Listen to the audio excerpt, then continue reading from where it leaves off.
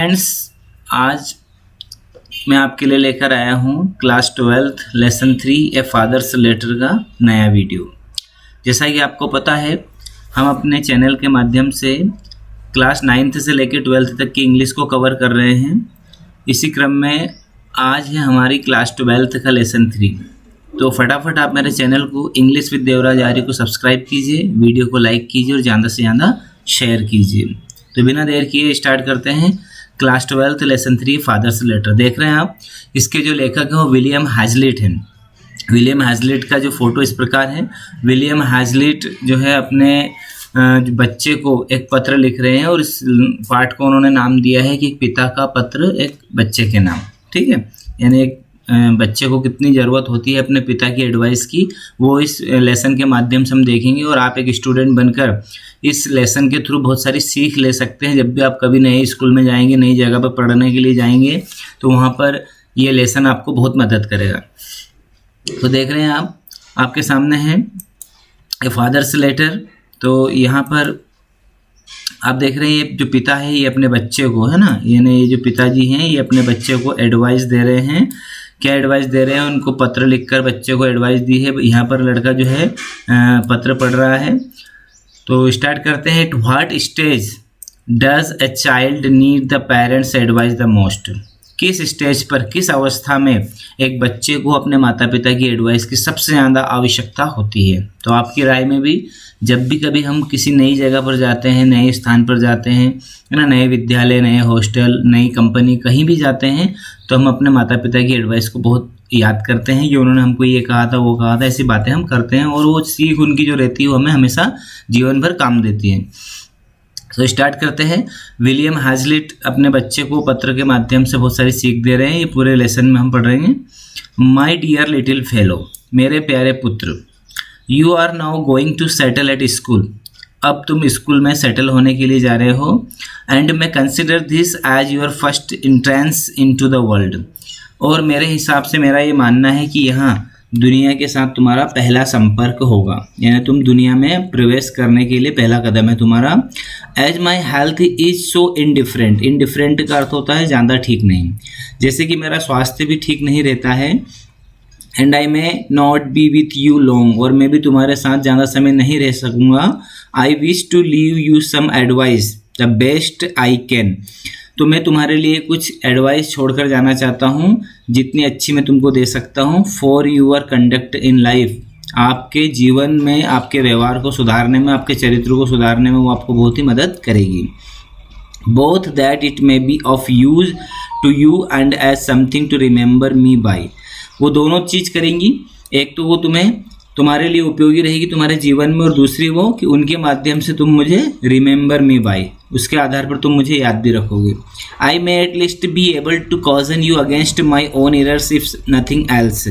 अब मैं ज़्यादा कुछ यदि नहीं भी कर सका, न इफ़ नथिंग एल्स का अर्थ होता है यदि मैं तुम्हें ज़्यादा कुछ सिखा भी नहीं सका, तो कम से कम मैं उन गलतियों के प्रति तुम्हें कॉजन यानी कि सावधान सचेत कर दूंगा जो मैंने की है ना। जो गलतियां मैंने अपने जीवन में की है वो गलतियां तुम ना करो, इसलिए मैं तुम्हें कुछ एडवाइस, कुछ सलाह देना चाहता हूं। तो फर्स्ट पैराग्राफ में हमने देखा कि विलियम हैजलिट ने अपने बच्चे को पत्र लिखा। उसमें शुरू की लाइनों में उन्होंने कहा है कि तुम जो है एक नए विद्यालय में जा रहे हो, और हो सकता है कि ये दुनिया में तुम्हारा पहला कदम है मेरी राय में, और पहला आमना सामना दुनिया से तुम करोगे। तो मैं तुम्हें कुछ सीख देना चाहता हूँ ताकि तुम मुझे उन सीख के माध्यम से याद भी रखो और तुम्हारे जीवन में वो उपयोगी साबित हो। और ज़्यादा यदि कुछ नहीं कर सका तो कम से कम मैं अपनी गलतियाँ जो मैंने की है उनके प्रति तुम्हें सचेत कर सकूँ। As we went along to your new place of destination, you often repeated that you just said that they were a set of stupid, disagreeable people, meaning the people at the school। जैसे कि हम तुम्हारे नए गंतव्य, destination का अर्थ होता है मंजिल या गंतव्य स्थान। गंतव्य स्थान उसका क्या था? बच्चे का। पिता अपने बच्चे को नए विद्यालय में लेके जा रहा था, तो बच्चा उससे कह रहा था, पिता ने कहा कि जैसे कि हम तुम्हारे स्कूल की तरफ जा रहे थे तो तुम मुझे बार बार कह रहे थे, क्या कह रहे थे? डस्ट कर रहे थे ना, कि हिम्मत कर रहे थे कहने की कि जिस विद्यालय में, जिस जगह पर तुम जा रहे हो वहाँ पर के जो लोग हैं वो ए सेट ऑफ स्टूपिड, मूर्खों का समूह है, और डिसएग्रीबल पीपल, असहमत लोगों का समूह है। यानी तुम तुम्हारे विद्यालय के लोगों के बारे में मुझसे बार बार कह रहे थे, विद्यार्थियों के बारे में कह रहे थे कि वो मूर्खों का समूह है और सभी लोग वहाँ पर असहमत हैं। You were to blame in this, तुम उनके ऊपर दोष लगा रहे थे। It is a good old rule to hope for the best, ये एक बहुत ही पुराना नियम है कि हम हमेशा बेस्ट की ही उम्मीद करते हैं। हर समय जहाँ भी हम कहीं जाते हैं तो हर जगह हम ये सोचते हैं कि हम बेस्ट ही रहेंगे। जैसे किसी शादी फंक्शन में गए या किसी नई जगह पर गए तो हम यही सोचते हैं कि हमारे साथ सब अच्छा ही अच्छा होगा, है ना। तो बुरी चीज़ों को फेस करने के लिए हम तैयार नहीं रहते हैं। तो तुम उन बच्चों के बारे में कह रहे थे कि वो सब मूर्खों का समूह है और डिसएग्रीबल पीपल है। Always, my dear, believe things to be right till you find them to the contrary. मेरे प्यारे पुत्र, हमेशा चीज़ों के बारे में अच्छा सोचो।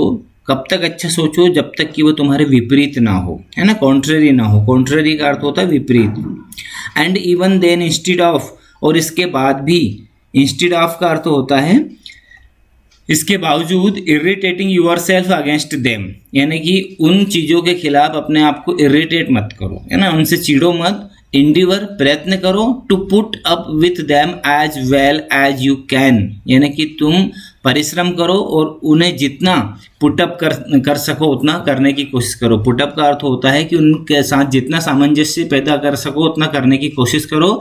If you can not alter them, यदि तुम उनको नहीं बदल सकते तो उनके साथ मेहनत करके सामंजस्य स्थापित करने की कोशिश करो। यानी यहाँ पर पिता ने कहा है कि चीज़ों के बारे में बुरा तब तक मत सोचो जब तक कि वो तुम्हारे साथ बुरा व्यवहार ना करे, और इसके बाद भी यदि वो बुरी है तो तुम क्या करो कि मेहनत करके उनके साथ तालमेल बिठाने की कोशिश करो, उनको बदलने की कोशिश मत करो। अल्टर का अर्थ होता है बदलना, ठीक है। आगे बढ़ते हैं।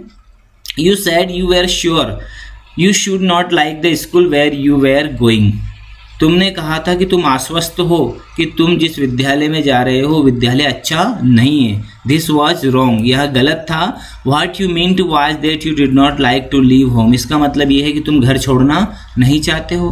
But you could not tell whether you should like the school or not till you had given it a trial, लेकिन तुम ऐसा कैसे कह सकते थे?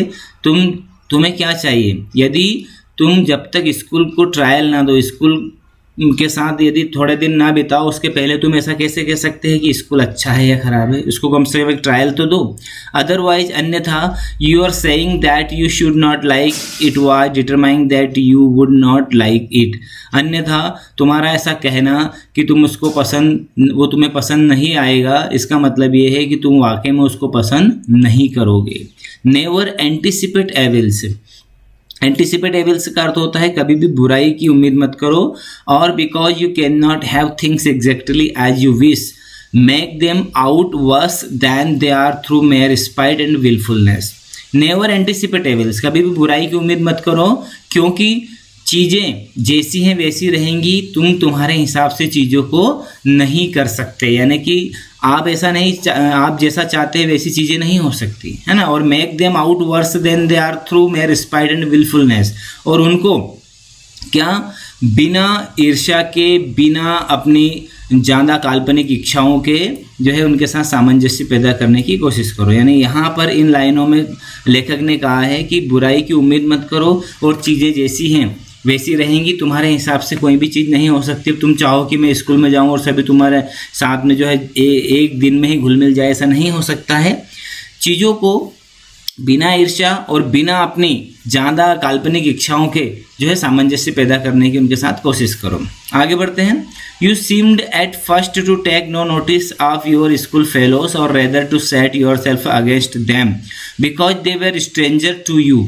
तुम देखोगे कि तुम्हारे जो स्कूल फेलोस हैं, यानी कि स्कूल के जो दूसरे विद्यार्थी हैं, वो तुमको ज़्यादा नोटिस नहीं करेंगे और इस कारण से तुम अपने आप को उनके विरुद्ध कर लोगे, अगेंस्ट देम, यानी कि उनके विरोध में खड़ा कर लोगे, क्योंकि वो तुम्हारे लिए क्या है, अजनबी है। यानी यहाँ पर जो पिता है अपने पुत्र को समझा रहा है कि तुम शुरू में जाओगे स्कूल में तो वहाँ पर तुम सोचोगे कि जो दूसरे विद्यार्थी हो तुम्हारे ऊपर ध्यान नहीं दे रहे, तुमको नोटिस नहीं कर रहे हैं, और तुम ऐसा समझोगे कि तुम्हारे विरोध में खड़े हो गए।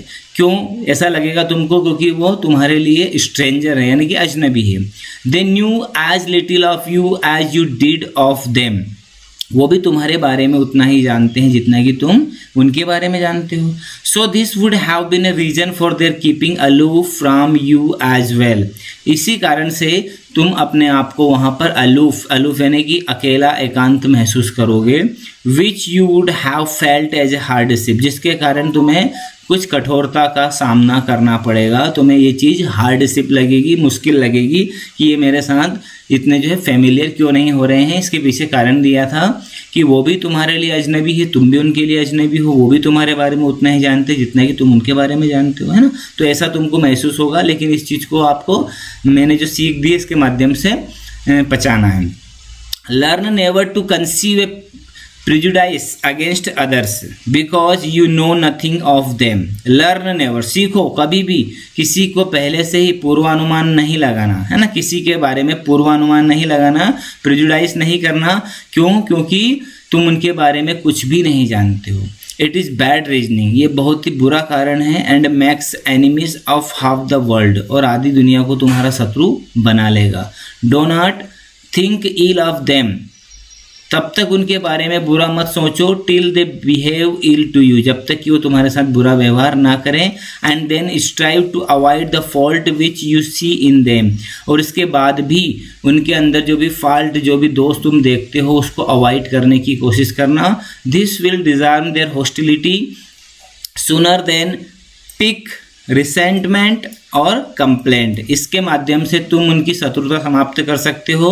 किसकी बजाय? अप्रसन्नता, है ना, और क्रोध और शिकायत की बजाय यदि तुम उनके साथ जो है उनके दोषों को, जो है उनके अवगुण हैं, उनको अनदेखा करोगे, तो तुम बिना क्रोध के, बिना अप्रसन्नता के, बिना शिकायत के उनकी शत्रुता को समाप्त कर दोगे। इस पैराग्राफ में फिर से देखते हैं कि आपको क्या सीख मिली है। इस पैराग्राफ से हमको ये सीख मिली है कि जैसे आप किसी नए विद्यालय में जाएंगे तो आपको वहाँ पर दूसरे विद्यार्थियों का जो व्यवहार है वो थोड़ा कठोर लगेगा, क्योंकि वो तुम्हारे बारे में बहुत कम जानते हैं, है ना, और तुम भी उनके बारे में कम जानते हो। इसलिए तुम शुरू में अपने आप को अलूफ यानी अकेला महसूस करोगे।